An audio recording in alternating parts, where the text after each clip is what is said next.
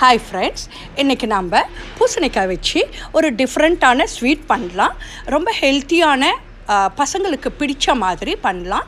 ஒரு 2 ஸ்பூன் நெய் விட்டு முந்திரி திராட்சை கொஞ்சம் வறுத்துட்டு கொஞ்சம் சன்னமாக கட் பண்ண பூசணிக்காயை போட்டு இப்போ ஒரு கிளாஸ் பால் விட்டு வேக வச்சுக்கலாம்.